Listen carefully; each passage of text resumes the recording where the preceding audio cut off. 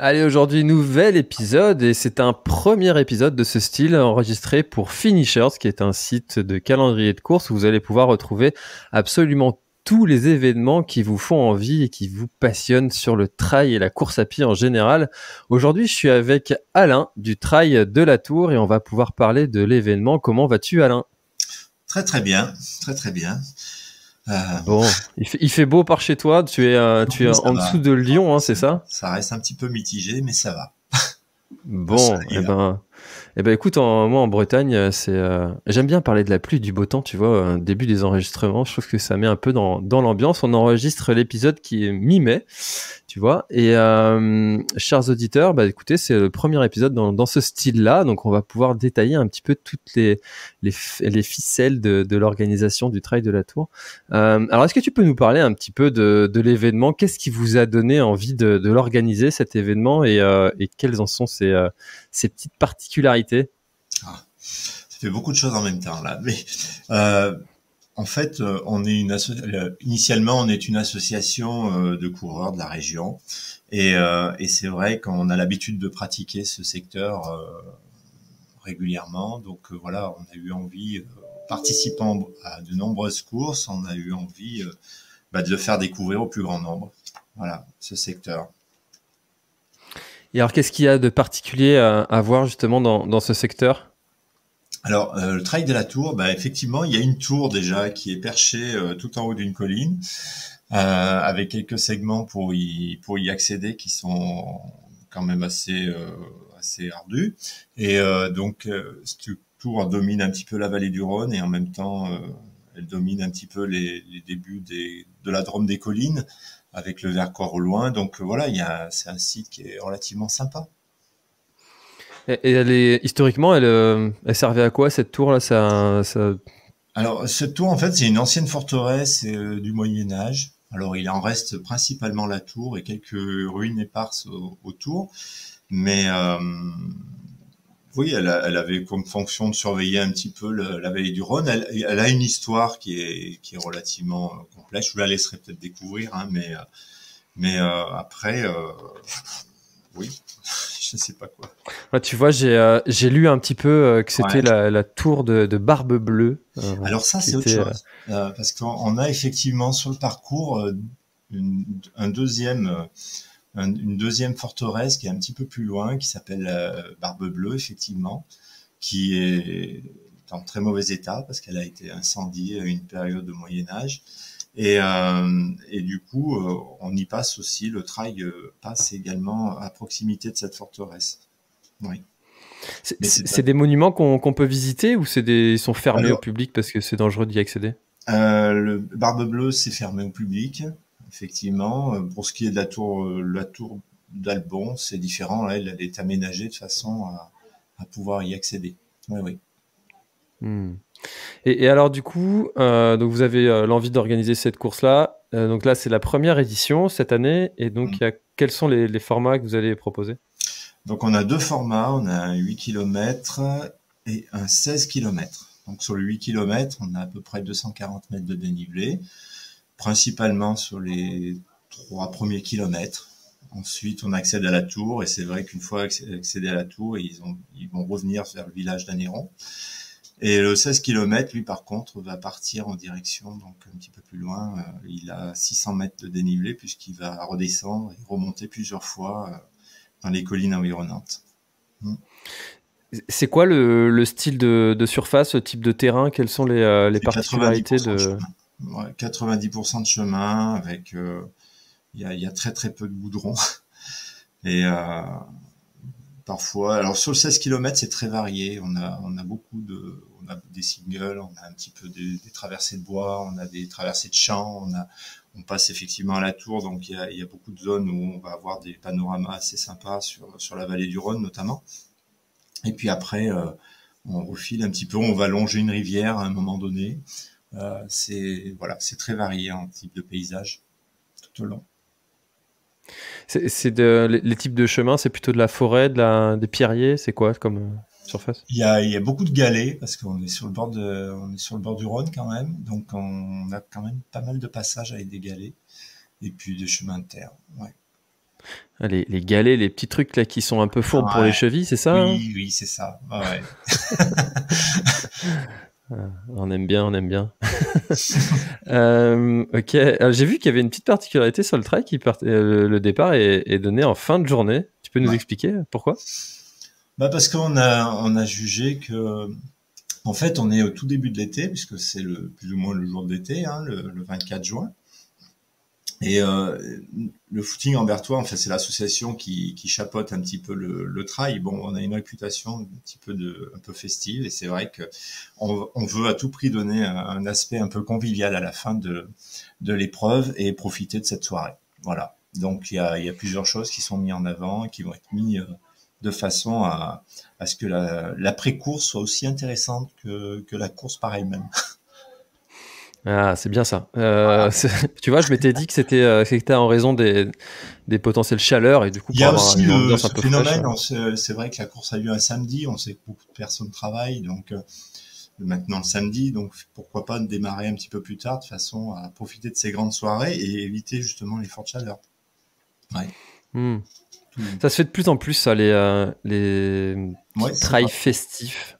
Ouais, Ouais, c'est bien. ouais, ouais, Et c'est vous vrai. allez faire quoi après un concert? Vous avez quoi comme Bah, il y a animation plusieurs derrière? choses, oui, il y aura de la musique, il y aura forcément un ravito un petit peu enrichi, on va dire, et puis bon, on a pas mal de partenaires qui nous rejoignent pour essayer d'y rendre sympathique. C'est vrai que voilà, il y a il y aura des masseurs, il y aura forcément une buvette très, très sympa. Euh, ouais, possibilité Et aussi alors, du en coup, photo. Il y a beaucoup de choses qui sont mises en avant. Ouais, c'est une première édition, donc tu vas pas ouais. pouvoir nous parler des records Et historiques non, et c'est des difficile. records à battre, mais quels sont les temps un peu attendus de différents peut-être participants qui iront les plus vite pour donner un peu une idée? C'est vrai que c'est pas facile de se rendre compte. Je pense que sur le 8 km, c'est quand même un profil qui est très rapide parce qu'effectivement, ils vont attaquer la montée assez vite puisque on démarre presque pratiquement en montée. Mais une fois passé la tour, c'est plus que de la descente et du faux plat. Et franchement, là, je pense qu'en 35 minutes, ouais, ça devrait être plié, on va dire. Pour le 16 km, je pense qu'on est plus autour de 2 heures. Ouais. Chers auditeurs, petite interruption pour vous préciser qu'il s'agit plutôt de 1h15, le temps estimé par les premiers pour faire cette boucle de 16 km. Allez, bonne écoute. Ouais, 16 km, 2 heures, ça fait déjà avec Il est 600 quand plus, même ça assez fait déjà une roulant. belle On moyenne, n'est hein. pas sur des très des grandes côtes, hein. On est sur à peu près trois montées de 200 mètres de dénivelé chaque fois. Donc, ça, ça reste assez rapide quand même. Hmm. Mm.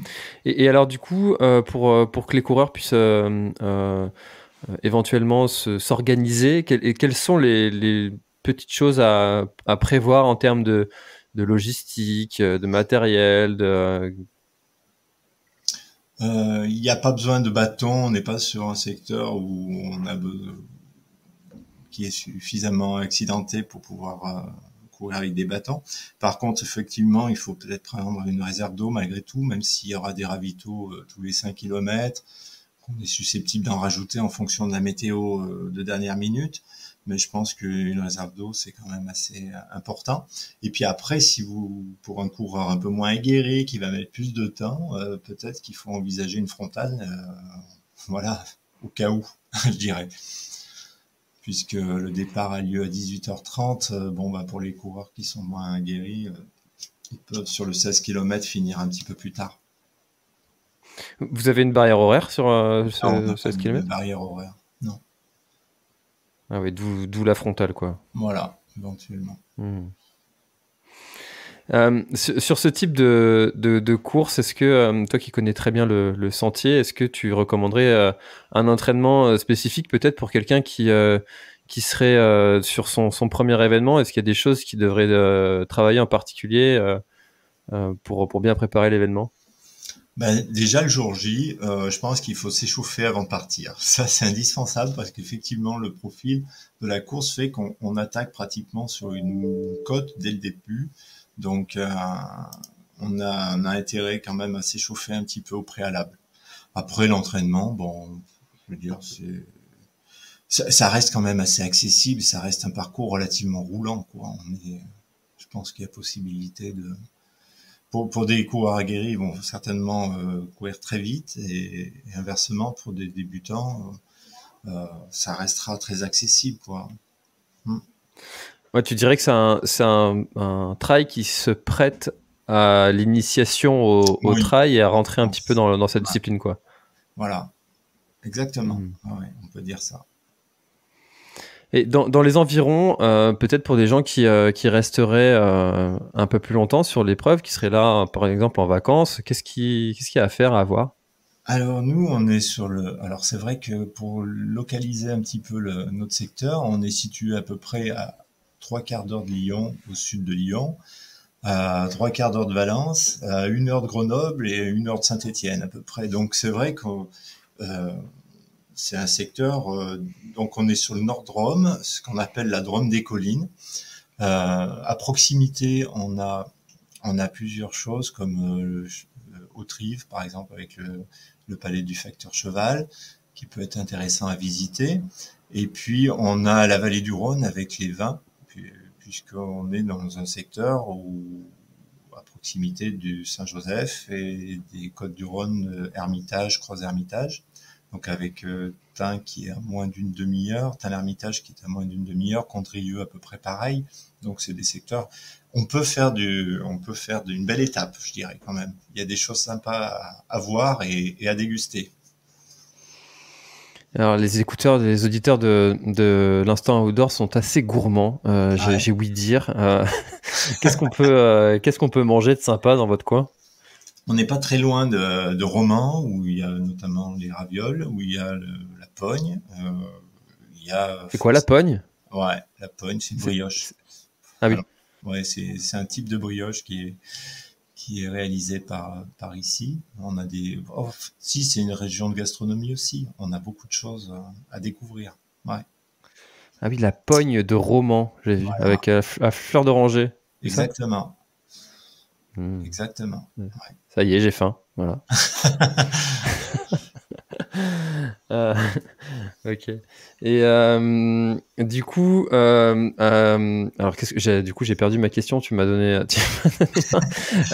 C'est la Le. le Ouais, matin. c'est ça, hein, faut pas enregistrer des épisodes comme ça où on donne ça aux gens. C'est pas sérieux. Euh, votre club, quel est son historique et qu'est-ce que vous faites exactement? Vous êtes un club qui organise juste des entraînements comme ça, de course à Ouais, pied en groupe? exactement. On n'est pas affilié spécifiquement à la fédération d'athlétique. On reste un petit peu dans le cadre associatif. Et c'est vrai que c'est une association qu'on a créée à plusieurs collègues il y a à peu près 8 ans. Et aujourd'hui, on est à peu près une centaine au sein de l'association. On s'entraîne 2 fois par semaine avec des entraînements quand même assez structurés puisqu'on fait beaucoup de fractionnés, on fait beaucoup d'exercices, un petit peu de seuil, des choses comme ça. Et puis en même temps, on s'organise entre nous des sorties un petit peu en groupe plus restreint ou tous ensemble les week-ends. Voilà. Donc c'est une association qui dans le secteur participe aussi beaucoup aux événements environnants, à toutes les courses du coin. Ouais. Hmm. Et est-ce que vous avez eu des difficultés pour organiser l'événement? Vous avez eu un bel accueil de la part des communes Alors au niveau des communes, si ça s'est très très bien passé, ils ont été très réceptifs dès le départ. Alors on va forcément voir un petit peu jusqu'où ça va puisque l'épreuve n'est pas encore passée, mais c'est vrai qu'on a été très vite. Étant pas, l'association n'est pas implantée directement sur la commune concernée du Trail de la Tour, c'est sur une commune voisine, mais malgré tout, on a été très vite aidé et ils nous apportent beaucoup d'aide, ouais, ouais, ouais, Hmm. et de soutien. Alors Vous après, avez c'est vrai que l'organisation d'une course, pour nous, c'est un petit peu nouveau, entre guillemets, parce que j'avais déjà organisé précédemment un autre événement, mais ça reste toujours quelque chose d'assez compliqué, hein. Il y a beaucoup de formalités à remplir, il y a beaucoup de choses à penser. Un trail, ça nécessite de la sécurité, il faut aussi bien sanitaire Voilà, donc c'est des choses qui, forcément, on y travaille beaucoup dessus. Mm. Hmm. Ça a été facile de trouver les bénévoles pour organiser votre événement? Alors, étant déjà une association de course à pied, avec déjà un vivier, on va dire, assez important, ça nous a quand même beaucoup facilité la tâche. Aujourd'hui, on a quand même 100 bénévoles qui ont été mobilisés, donc ils le seront pour le 24. Donc, je trouve que c'est déjà pas mal, quoi, pour un événement comme ça. Ouais. Ouais, c'est vrai que Voilà. ça fait beaucoup de gens quand même à gérer Ouais. Oui, oui, c'est sûr pour, que euh, ça va être une petite PME ce jour-là. Ouais, ouais. Le jour J. Donc on est en train de s'organiser pour toutes ces choses. Ça a l'air de bien se passer. J'ai beaucoup de personnes autour de moi qui m'aident et c'est important de se sentir soutenu en même temps. Ouais. Vous êtes combien dans l'organisation pure et dure Une à dizaine, gérer ce tout? une Ok. dizaine à faire constituer un peu le bureau de la course, on va dire ceux qui préparent un petit peu pour les autres. Mm. Vous êtes répartis les tâches, Ouais, chacun prend un ouais, sujet? exactement. Voilà. Puis après, on s'est réparti des secteurs aussi pour ce qui était des signaleurs. Mais c'est vrai que là, on est un petit peu des débutants par rapport à ça. Mais voilà, on prend la mission très au sérieux et je pense que tout va bien se passer sans problème. C'est vrai que quand tu te lances dans l'organisation comme ça, tu te dis, mais si j'avais su tous les trucs qu'il allait falloir à On est faire, loin peut-être de. que j'aurais pas fait. C'est vrai que je pense que pour un coureur lambda, ils se rendent pas compte souvent. Je pense que beaucoup ne se rendent pas compte du travail préalable qu'il y a. C'est quand même quelque chose d'assez compliqué de préparer une course. Ouais. Il Toi, tu faut dirais que c'est quoi beaucoup de précision. le truc le plus compliqué? Bah, il y a le dossier administratif forcément pour la préfecture. Bon, bah ça en fait partie. Après, c'est d'arriver à mobiliser un petit peu les gens autour de soi déjà. Déjà parce que je pense il y a beaucoup de manifestations aujourd'hui qui peinent à trouver des bénévoles. Bon, bah nous, on a eu la chance d'avoir ce vivier, mais c'est vrai, c'est d'entretenir la flamme en permanence. C'est pratiquement un an de préparation une course, donc forcément, il faut que les gens se sentent investis et lâchent pas en cours de route. Je pense que ça déjà, c'est le plus important, arriver à maintenir un peu cette flamme jusqu'au bout.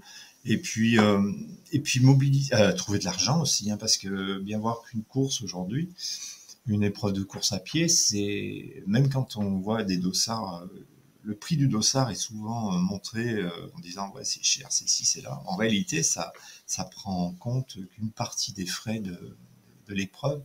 L'essentiel du coût de l'épreuve est financé par les sponsors la plupart du temps. Et c'est à peu près notre cas d'ailleurs, puisque on peut dire que 70% au moins des frais qu'on engage sont couverts par les sponsors. Donc il faut aller les chercher ces sous, forcément. C'est quand même un gros travail. Il y a le travail de communication, dont voilà, également faire connaître un petit peu l'événement. C'est aussi beaucoup de travail. Comment vous y êtes pris pour aller démarcher les partenaires pour leur Ah, présenter l'événement? bah là, c'est vrai que c'est important aussi d'avoir une équipe autour de soi, parce qu'effectivement, on avait préparé un petit dossier, puis on est allé les voir individuellement. Alors, que ce soit des petits ou des sponsors un petit peu plus importants, voilà, à chaque fois on a passé du temps. Je sais qu'avec certains, j'ai passé beaucoup de temps, parce qu'il a fallu les convaincre. Euh, dans l'ensemble, ils sont quand même très réceptifs. Moi, je trouve qu'aujourd'hui, les entreprises ou même les commerçants aiment l'image de la course à pied d'une certaine façon et sont assez réceptifs. Mais bon, après, faut forcément y travailler. Je reviens un petit peu sur le fait que Anéron, c'est aussi le berceau de la marque La Fuma. Alors bon, La Fuma, c'est pas tout à fait du trail, mais c'est du outdoor, hein. Ça regroupe aussi des marques comme Millet, entre autres. Donc c'est le siège social et donc bah, entre autres aujourd'hui c'est un de nos principaux sponsors euh, par rapport à la course. Et aussi il a fallu les convaincre, mais franchement ça nous a fait plaisir qu'ils nous suivent. Ouais, c'est ce que j'allais dire, c'est que en fait, la région dans laquelle vous êtes, c'est quand même une région qui est sportive. Où il y a, enfin, on voit hein, dès qu'on vient dans le secteur, ça quand même ça bouge pas mal, quoi. Il y a, Mhm. Donc peut-être, est-ce que il y a des gens à qui vous avez dû même jusqu'à aller présenter le sport, présenter le trail? Qu'est-ce que c'est que le trail Euh, dans les partenaires? euh, par- Parmi les partenaires, Hmm. dans l'ensemble, ils savent de quoi on parle, hein. C'est vrai que il y a quand même beaucoup d'épreuves de course à pied aujourd'hui, donc on en voit sortir même un petit peu partout. Euh, Ce qu'il aura pu, je pense, c'est l'image de notre association qui est déjà très visible dans notre région. On est très présent, comme je disais, sur toutes les courses de la région. On parle souvent de nous, donc quelque part, déjà, ça a forcément aidé, je pense, dans leur décision de nous aider et de nous apporter leur soutien, ouais, Hmm. en termes de partenaires. Et là, cette Donc, année, vous attendez notamment, combien de coureurs sur les différentes distances? alors là, on s'est fixé un objectif de 500 coureurs cette année, sachant que Par c'est une première. distance? Non, non, sur l'ensemble des deux profils de course.